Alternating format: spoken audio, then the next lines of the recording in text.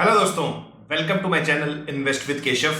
आज के इस वीडियो में बात करने वाले हैं। सबसे पहले बात करेंगे टुडेस प्राइस एक्शन, मार्केट किस तरीके का रहा आज, और उसके बाद थोड़ा सा जो ये जो वीक बेसिकली चल रहा है, अगर आप देखोगे कुछ इवेंट्स भी पैन आउट होने वाले हैं। कल हमारा मॉनेटरी पॉलिसी जो आरबीआई की है वो डिसीजन आएगा उसके ऊपर। उसके अलावा 9 अप्रैल भी है, जिसकी वजह से जो ट्रम्प है उनका जो बेसिकली रेसिप्रोकल टैरिफ है वो भी एप्लीकेबल होने वाला है कल 9 अप्रैल से। और जो चाइना ने 34% का टैरिफ यूएस के ऊपर लगाया है, और यूएस ने दोनों आपस में इन दोनों देशों ने आपस में एक दूसरे को ऊपर लगा लिए हैं, तो इसकी भी कल लास्ट डेडलाइन है। तो मार्केट्स काफी ज्यादा वॉलेटाइल है, और किस तरीके का मूवमेंट रह सकता है वो पूरा डिस्कशन इस वीडियो में करने वाले हैं। तो सबसे पहले वीडियो को स्टार्ट करता हूं, लेके चलता हूं आपको चार्ट्स के ऊपर। आज के कुछ प्राइस एक्शन डिस्कस करते हैं। और अगर आप देखोगे ये मैं एक बार चार्ट्स ओपन कर लेते हैं।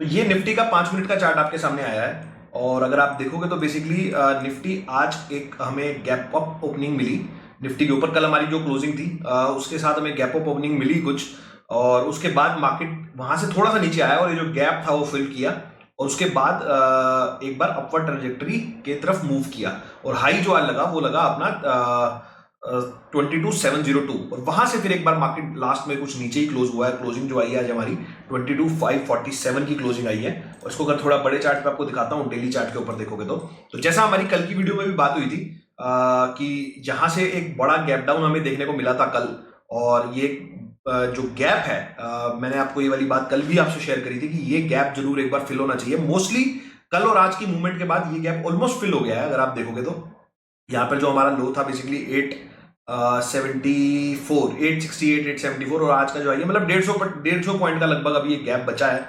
और अब निफ्टी इसको इसी बार ही पूरा करना चाहता है, या एक बार नीचे आके फिर जब दोबारा ऊपर आएगा फाइनल वाला तब उसको पूरा करेगा, वो हमें आने वाले टाइम में पता चलेगा। But most of the gap, मतलब आप देखोगे 80% ऑफ जो ये पूरा गैप था बेसिकली 1200 पॉइंट का, वो लगभग आज इसने एक बार तो कंप्लीट कर लिया है।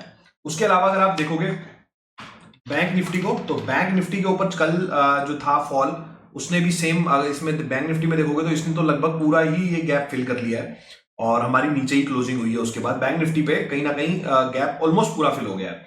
इसके अलावा अगर आप देखोगे मैं आपको एक बार स्मॉल कैप और मिड कैप्स और दिखाता हूं। मिड कैप के अंदर देखोगे तो मिड कैप के अंदर भी ये गैप ऑलमोस्ट फिल है, और इसमें अगर देखें तो ये गैप ऑलमोस्ट मतलब ज्यादा, आज कल का जो लो था बेसिकली 566 और आज का जो हाई है 590 में 50 पॉइंट के लगभग ऐसा बस रह गया है। तो कई बार ये मार्केट छोड़ भी देता है इस राउंड में। हो सकता है कि ये यहां से जो नीचे का नेक्स्ट कंटिन्यूएशन चले उसमें मार्केट आए और उससे पहले नीचे ना आए। तो ये अगर आप देखोगे तो ये था मिड कैप, और अगर इसी में मैं आपको दिखाता हूं स्मॉल कैप। तो स्मॉल कैप में अगर आप देखोगे तो इसमें भी ऑलमोस्ट ये गैप कंप्लीट है। ये भी आजकल जो एक गैप बना था हमारा, ये भी ऑलमोस्ट इसके अंदर कंप्लीट हो गया है। तो अब ये मोटा मोटा सारे इंडेक्सेस के ऊपर हमारा गैप कंप्लीट है। निफ्टी पे हमारा 100-150 पॉइंट का गैप रह गया है। अब यहां से जो नया मूवमेंट बनेगा वो कहीं ना कहीं जैसा कि आपने वीडियो के टाइटल में भी देखा होगा, वो है क्या, निफ्टी 20,000 आने वाला है। तो मेरे हिसाब से जो हमारी पिछली वीडियो से भी डिस्कस हुआ है, अब निफ्टी यहां से बाउंस कितना लेता है उसके ऊपर थोड़ा डिपेंड करता है। बट आने वाले टाइम में ये वाला लो अगर आप देखोगे तो 21,312, और ये वाला जो गैप है बेसिकली ये 20,300 वाला जो गैप है, निफ्टी एक बार यहां जरूर आना चाहिए। और यहीं पे हमारी 200 वीक का मूविंग एवरेज भी आ रहा है। अभी ये 19,896 मतलब मोटा मोटा 19,900 के आसपास है, और ये गैप भी लगभग इधर ही आ रहा है।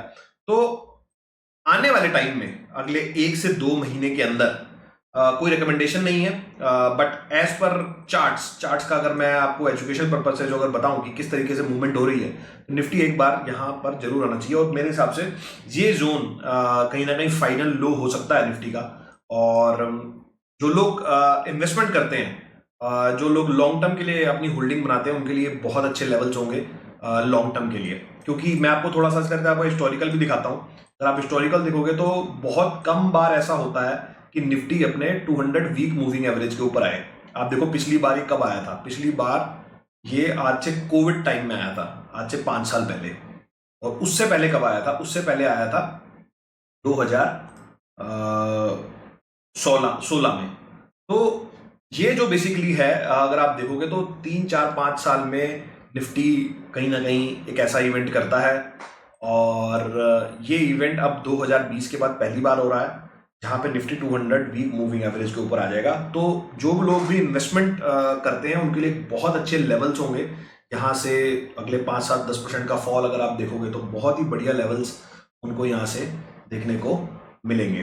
तो आप हो सकता है कि उसके बाद टाइम वाइज करेक्शन हमें देखने को मिल जाए, मतलब ऐसा हो सकता है, ऐसा नहीं है कि यहाँ से सीधी डायरेक्शन में ऊपर चल देगा। बट अगर आप यहाँ पे देखोगे तो कहीं ना कहीं ये देखो यहाँ पे लो लगा था 2014 में, जब 29 फरवरी को ही लो लगा।